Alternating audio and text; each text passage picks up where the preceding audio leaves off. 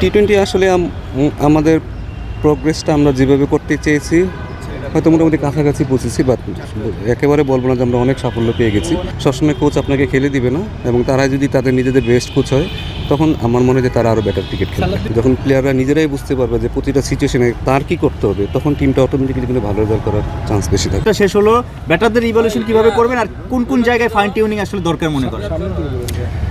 আসলে তো ইমপ্রুভমেন্টের তো কোনো শেষ নেই।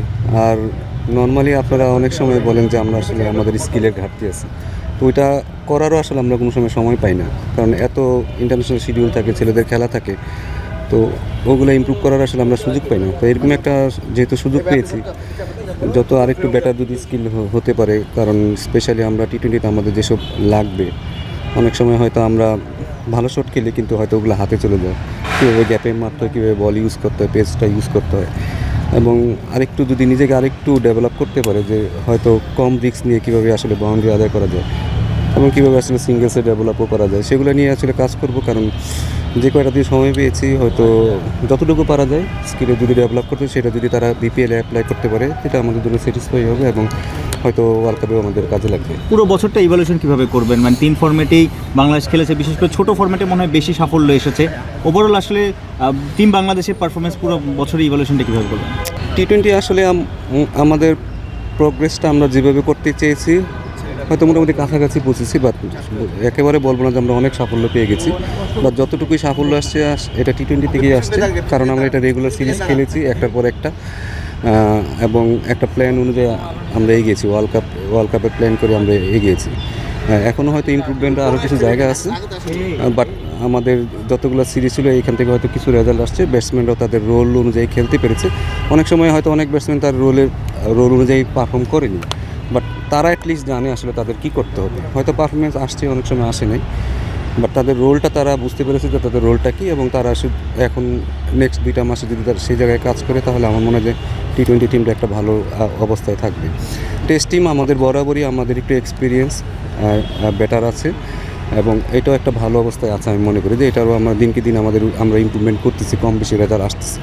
বাট ওয়ান ডেটা আমরা অনেক দিন পর সিরিজ খেলতেছি, ওইটা রেজাল্ট আসছে না। এবং সেই সাথে আমি যদি বলি যে আমাদের ধরেন 4-5 জন যারা ছিল, তারা অনেক দিন ওয়ান ডে ক্রিকেট খেলেছে, এবং ওই জায়গাটা আমাদের আসলে ফিল আপ করতে হলে তো আমাদের একটু সময় দিতে হবে, এবং এই জায়গাটা যখন ছেলের একটু এক্সপিরিয়েন্স হয়ে যাবে, তখন মনে হয় আমরা ওয়ান ডেতেও ভালো খেলবো। এবং সিরিজ যদি, কারণ এই সামনের বছর আমাদের অনেক ওয়ান ডে সিরিজ আছে, সেখান থেকে আমরা খুব তাড়াতাড়ি দ্রুত হয়তো এই জায়গাগুলো মেক আপ করতে পারবো। আমরা দেখলাম প্র্যাকটিসে আপনারা আছেন, কোচরা আছেন, তবে এক ব্যাটার আরেক ব্যাটারের সম্পর্কে ব্যাটিং নিয়ে মনে হয় আলোচনা করছে, যত দূর থেকে দেখে মনে হয়েছে। কারণ 22 গজে ম্যাচের সময় কিন্তু কোচ থাকে না মাঠে, থাকে নন স্ট্রাইকের ব্যাটার। তার অনেক দিক নির্দেশনা, অনেক কিছু দেখে অনেক কিছু বলাও কিন্তু ওই স্ট্রাইকের ব্যাটারকে আরও বেশি সাবলীল করে তুলতে পারে। এই ধরনের কিছু একটা হচ্ছে যে ব্যাটাররাও যেন আরেকজন সম্পর্কে, নিজের সম্পর্কে বুঝতে পারে। এটা আসলে আমরা অনেক আগে থেকেই করা শুরু করছি, স্পেশালি টিম মিটিংয়ে ছেলেরা যেন একটু কথা বলে, ছেলেরা যেন টিম মিটিংয়ে পার্টিসিপেট করে, এবং তারাই যেন মিটিংটা চালায়, এবং তারাই যেন ডিসিশান নেয়। কারণ দিন শেষে তারাই খেলবে, আমরা খেলবো না। তারা যত ভালো ডিসিশান নেবে, তারা যত ম্যাচিউরড হবে, তাদের গেম সেন্স যত ভালো হবে, তত তারা ভালো অ্যাপ্লাই করতে পারে। তো এইটাও এক ধরনের মেথড যে আসলে কীভাবে নিজেরাই নিজেদের কোচিং করাবে, একজন আরেকজনেরটা বলবে, টিমের ভিতরে কথা হবে, টিমের স্ট্র্যাটেজিতে তারা কথা বলবে। এটা আমরা আসলে অনেক দিন ধরে চেষ্টা করতেছি, তারা যেন নিজেরাই লিডার হয়, নিজেরাই যেন রেসপন্সিবল হয়, এবং তারা যেন নিজেদের কাজটা নিজেরাই করতে পারে। কারণ সবসময় কোচ আপনাকে খেলে দিবে না, এবং তারা যদি তাদের নিজেদের বেস্ট কোচ হয়, তখন আমার মনে হয় যে তারা আরও বেটার ক্রিকেট খেলবে।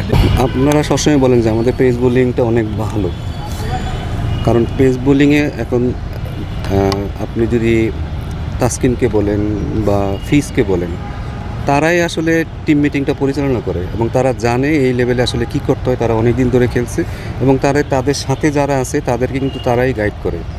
সো এটাই হচ্ছে আসলে একটা ভালো টিমের লক্ষণ, যে আসলে একটা প্লেয়ারকে আরেকটা প্লেয়ারকে সামনের দিকে আগানোর জন্য চেষ্টা করতেছে। তো ওই কালচারটা আমরা বিল্ড করার চেষ্টা করতেছি। বাইরে থেকে আপনারা অনেক কিছু মনে করতে পারেন, বাট কালচারটা যত বিল্ড হবে, আমার মনে হয় এই ধরনের কালচারের জন্য একটা ছেলে আরেকটা ছেলেকে শেখানোর চেষ্টা করবে এবং নিজেদের এক্সপিরিয়েন্সটা শেয়ার করবে, তখন টিমটা অটোমেটিক্যালি কিন্তু ভালো হয়ে যাবে। সো এইভাবেই আসলে আমাদের সব কিছুই করানো হচ্ছে, যেগুলো আনছি। বাট আমি যেটা বললাম যে যখন প্লেয়াররা নিজেরাই বুঝতে পারবে যে প্রতিটা সিচুয়েশনে তার কী করতে হবে, তখন টিমটা অটোমেটিক্যালি কিন্তু ভালো রেজাল্ট করার চান্স বেশি থাকে। বিশ্বকাপের আগে ভাই বিপিএলটা কতটা ইম্পর্টেন্ট?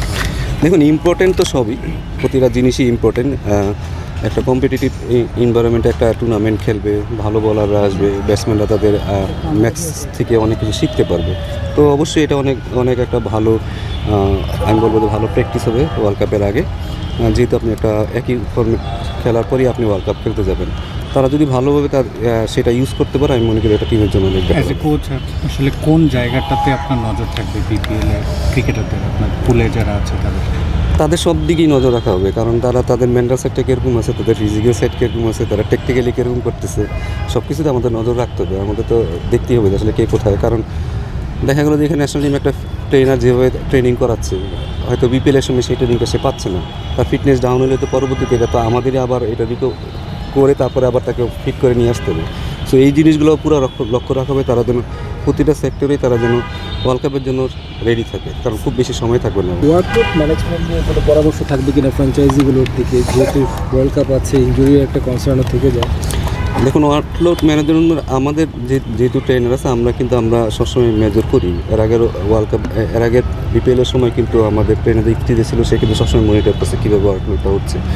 এবং ছেলেরা এখন আগের থেকে অনেক ম্যাচিউর, স্পেশালি আমাদের সাথে যেসব ছেলেরা আছে তারা কিন্তু নিজেদের ওয়ার্কলোড বলেন, ফুড হ্যাবিট বলেন, তারা কিন্তু অনেক আগের থেকে নিজেরাই অনেক আপগ্রেড।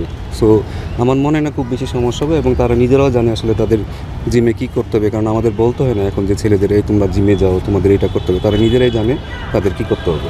স্যার, বিপিএলের কথাই যেহেতু আসলোই, আপনি পার্সোনালি বিপিএলকে মিস করেন কিনা, কিংবা যাই ক্রিকেটাররা আসলে ন্যাশনাল টিমে পারফর্ম করতে পারে নাই, তাদের প্রতি আপনার কী পরামর্শ থাকবে যেন তারা বিপিএলে পারফর্ম করতে পারে, কিংবা ওই যে বিশ্বকাপ দলে যাওয়ার আগে যেন কনফিডেন্সটা ব্যাক করতে পারে? এটা আমি তো বললাম যে এটা একটা ভালো অপরচুনিটি। আপনার প্রতিটা দিনই কিন্তু আপনার জন্য একটা অপরচুনিটি। আপনি আগে হিস্ট্রিতে কী করছেন, কত সাফল্য পেয়েছেন, সেটা কিন্তু খুব বেশি ম্যাটার করে না। আপনি সামনের দিনটাতে আপনি কীভাবে খেলতেছেন, আপনার কখন কনফিডেন্স আসবে সেটা কেউ বলতে পারে না। আমি মনে করি যে এই অপরচুনিটিগুলো, এতগুলো ম্যাচ খেলবে, এই অপরচুনিটিগুলো যদি তারা ঠিকমতো কাজে লাগে, তাহলে ভবিষ্যতে এটা তাদের জন্যই বেটার হবে। আপনি মিস করেন কিনা আসলে বিপিএল? আমি নর্মালি কোনো কিছু মিস করি না। Thank you.